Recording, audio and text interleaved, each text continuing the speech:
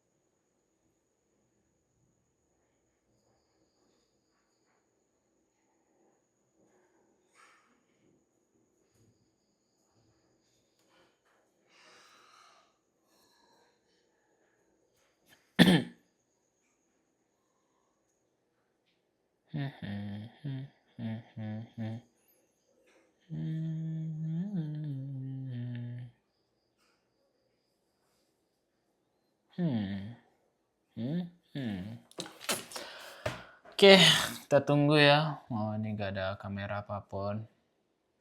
Sebenarnya gue pengen jual kamera, tapi gimana ya? Agak ntar kalau jual kamera nggak ada dokumentasi, nggak bisa ngerekam-rekam. Tapi kalau misalkan gue jual kameranya, misalkan harganya 10 juta, gue bisa beli Osmo Pocket 3, sama-sama kamera juga sih. Cuman nggak bisa fotografi. Sulit juga kan. Bisa kayak fotografi gue. Kalau yang lain nggak ada. Oke. Menunggu hasilnya.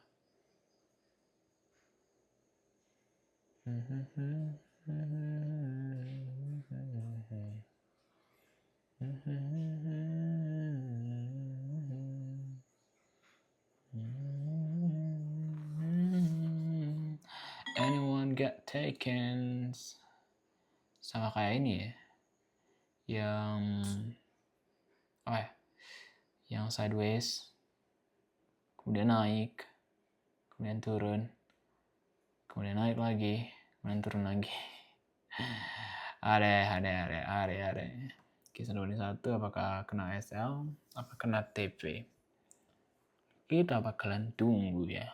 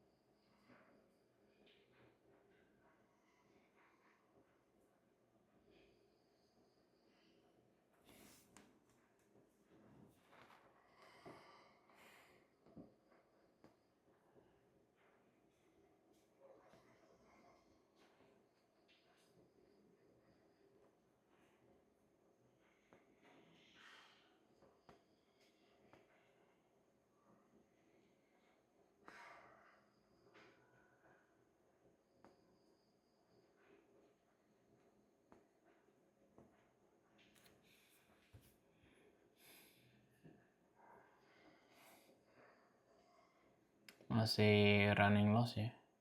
Ya, masih running loss. Ini gue FOMO ya. Berubah sih gue FOMO ya. Fear of missing out. Jadi nggak begitu confirmationnya belum begitu kuat. Dan gue coba short. Ya harusnya kalau gue mau short itu setidaknya ada confirmation. Entah itu doji kayak, entah itu paling bagus itu adalah resistance. Jadi terjadi resistance simbol lower high selanjutnya. Oke, gue short di sini termasuk hal yang salah ya. Mana ini Fibonacci gue? Oke. Fibonacci kita tarik dari bawah ke atas.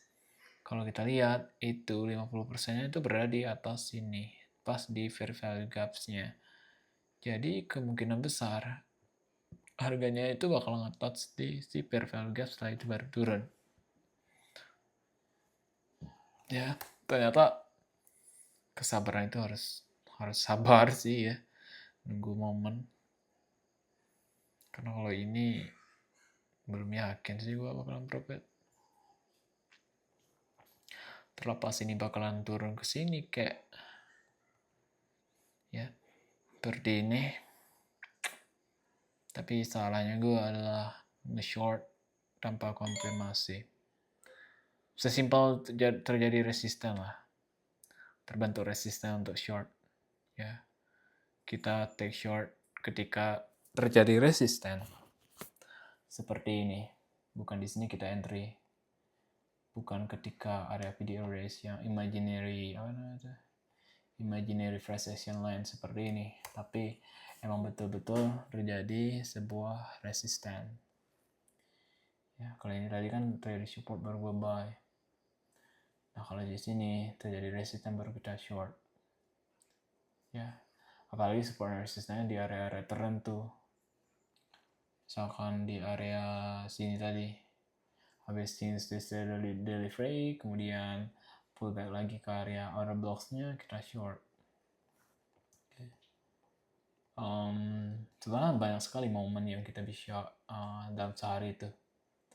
Ya, bisa pakai pivot indicators kayak pakai moving average kayak apapun itu akan selalu ada momen. Ya, misalkan yang ini yang udah breakout structures ya. Kalau udah breakout structure seperti ini, kita tunggu area pullback-nya, kita tarik area di sini terjadi. Kita jadikan sebagai area OB-nya, order blocks-nya, kemudian kita tarik Fibonacci dari bawah sini ke atas sini, nyari 50%-nya. 28 ke 618. Betul nggak sih gini? 23. Salah, 680. Kalau dari atas ke bawah, ya, berarti kita tarik dari atas ke bawah seperti ini. Kemudian kita tahu dah, area 618 sama 78 itu area krusial untuk area kita entry di sini. Area kita untuk take entry. Ya, pas terjadi ada gaps juga. Nggak ada gapsnya, ada fair value gaps. Di sini juga ada fair value gaps. Sell side imbalance sama buy side imbalance, ya. Tapi take short di sana. Seperti itu. Nggak selalu keburu-buru. Jam berapa ini? Jam 14.50. Kita bisa entry sell ketika terjadi confirmation. Confirmationnya itu harus jelas. Antara bentuk resisten itu terjadi volume tinggi. Nah, ya ini kan volume tinggi nih. Walaupun ini kecil ya, tapi volume transaksinya itu tinggi. Kita bisa short di sini. Ya, seperti itu. Jam 9.30. Itu yang kemarin, kalau 2 hari yang lalu, anggaplah ini tanggal berapa nih? Tanggal 29 Oktober. Nah, kalau ini kita banyak sekali dapat moments. Pertama, secara pivot indicators itu kita fokus bullish saja di sini. Jadi kalau kita fokus bullish, kita harus nyari area support, area swing low-nya, area atau di area discount zone untuk melanjutkan kenaikan. Oke. Seperti sini, anggap lagi. Seperti yang bisa kita lihat di sini terjadi breakout structures. Di sini ya, di sini itu terjadi breakout structures di mana harga bakal melanjutkan kenaikan, tapi perlu retest. Harga itu perlu retest untuk melakukan kenaikan. Untuk cari apa retest? Cari likuiditas. Ya. Smart money atau composite mans itu nyari likuiditas untuk entry, buy, take long. Seperti ini. Kita tarik garis, Fibonacci retracement-nya dari bawah ke atas karena kita target yang bawah ya. Salah, bukan di sana, Cok. Ya, dari atas bawah ke atas seperti ini. Ya, setelah itu udah terjadi, ini terjadi breakout structures. Retest. Terus setelah ambil liquidity sweep di atasnya. Kita lihat confirmation-nya. Kalau kita mau short di sini, bisa juga ya di harga. Wah, nggak bisa. Walaupun harga price-nya turun, tapi dari segi volumenya nggak mendukung, jangan take entry. Ini juga nggak mendukung. Kita buy di sini, mana lagi nih? Kalau kita buy, waktu volumenya tinggi seperti jam 6.40, SL 1/1 dapat 1/1 dapat, tapi nunggunya lama 3 jam. Jam 9.30 optimum time to entry jam 9.30 waktu New York opens. Jadi kalau udah New York opens, kita lihat terjadi peningkatan volume transaksi ya dari indikator volumenya. Kemudian sini volume transaksinya 4 juga 18. 38.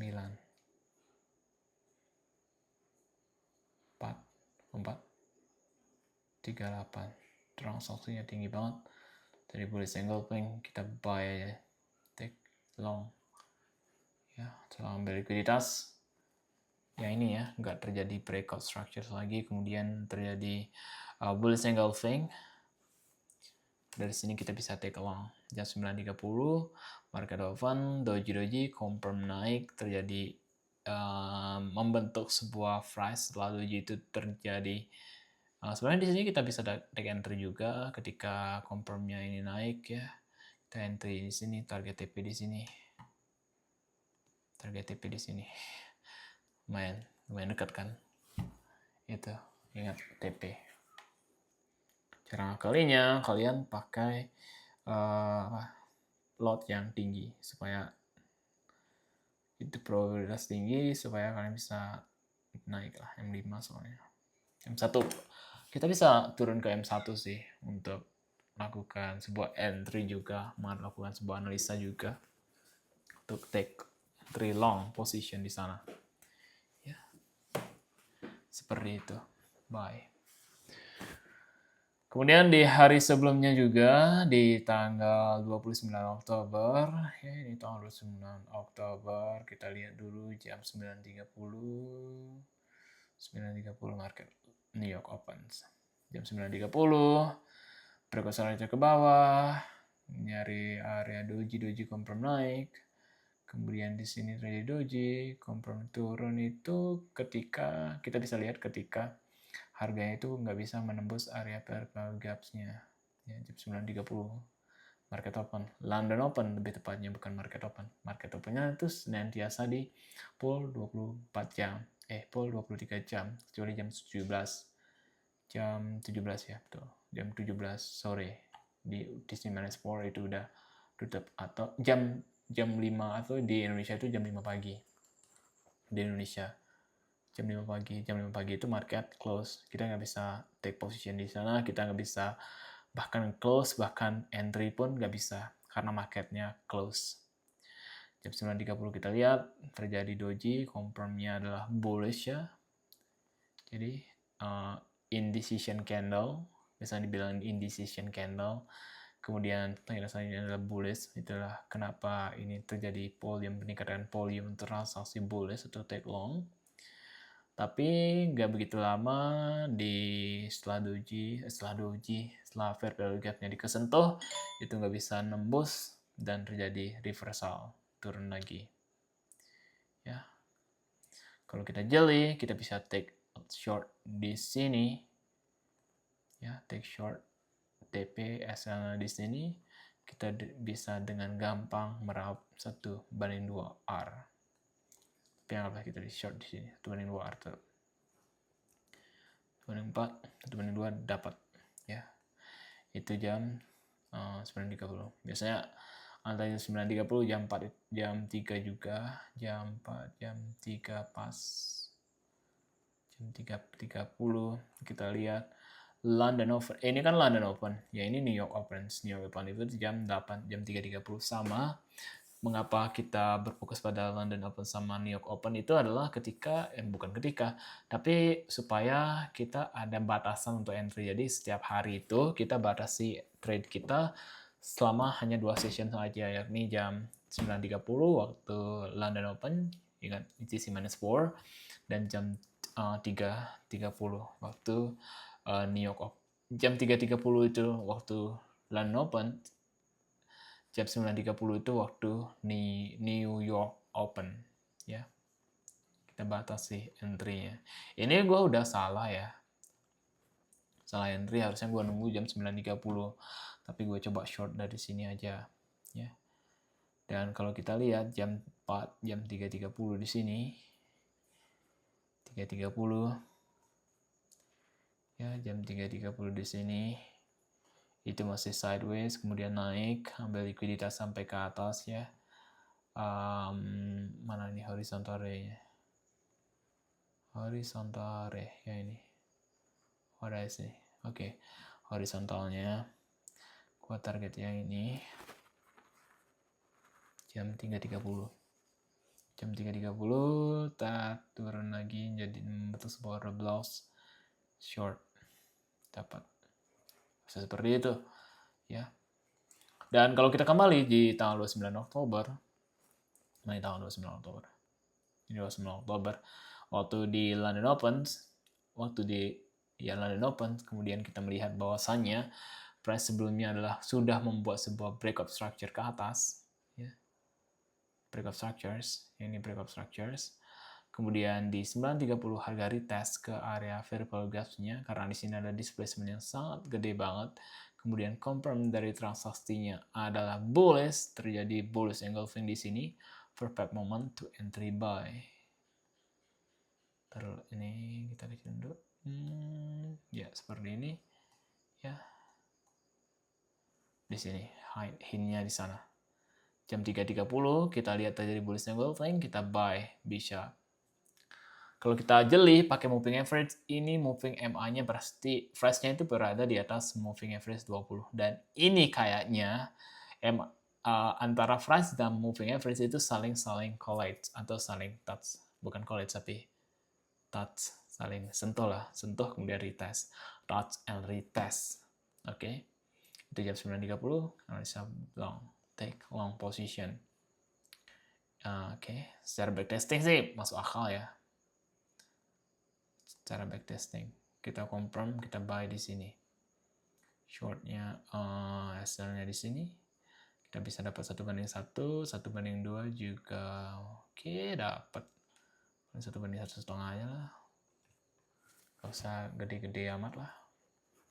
Oke, itu breakout structure jam 3.30, jam 20.00 itu waktu Asia Open, Asia range itu biasanya sideways.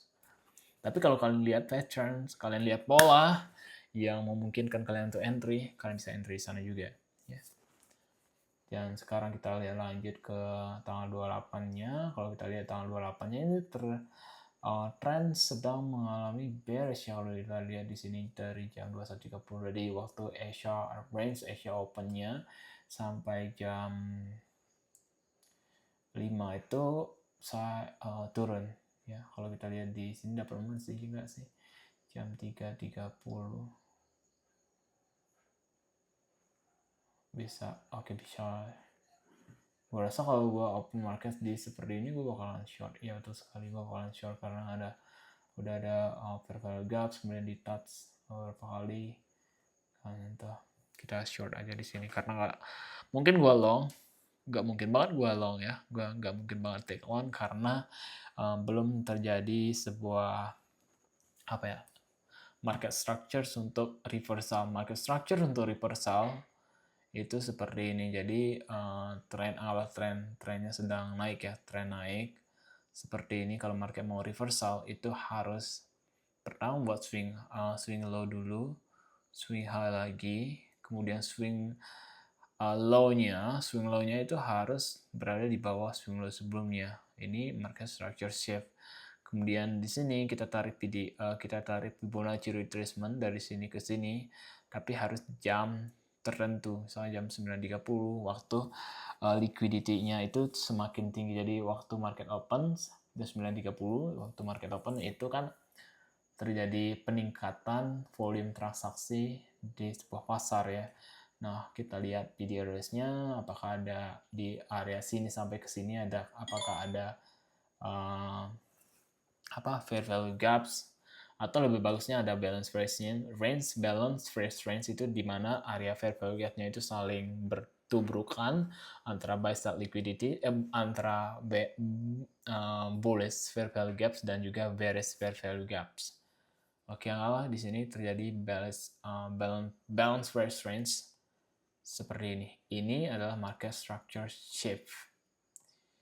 Di sini anggap terjadi ada balance price range. Tapi kalau nggak ada pun, kalau kita lihat fair value gaps di sini, kita bisa juga take short, ya.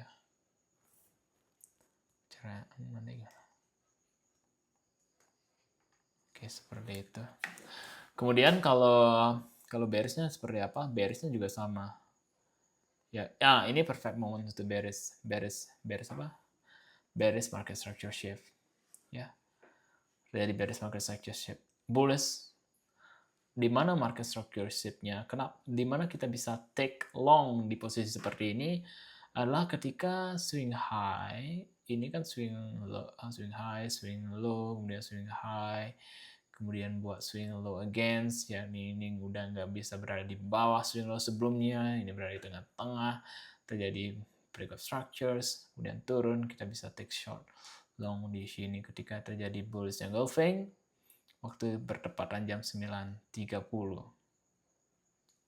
Jam 9.30 terjadi bullish engulfing, biasanya gue long di sini berani juga, boleh juga untuk take long karena di sini udah terjadi vertical gaps dan price sebelumnya ini udah breakout structure atau market structure shift atau change in the state of delivery.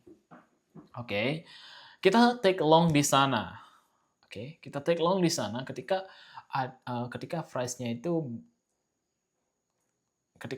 itu menyentuh area fair value gap-nya. Ini bullish fair value gaps, kemudian di touch, nggak bisa break out, maksudnya nggak bisa break down, ya kita take long langsung.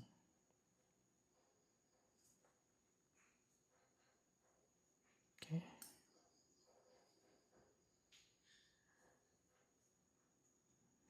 Dan seperti biasa kita profit. Sesimpel itu sih.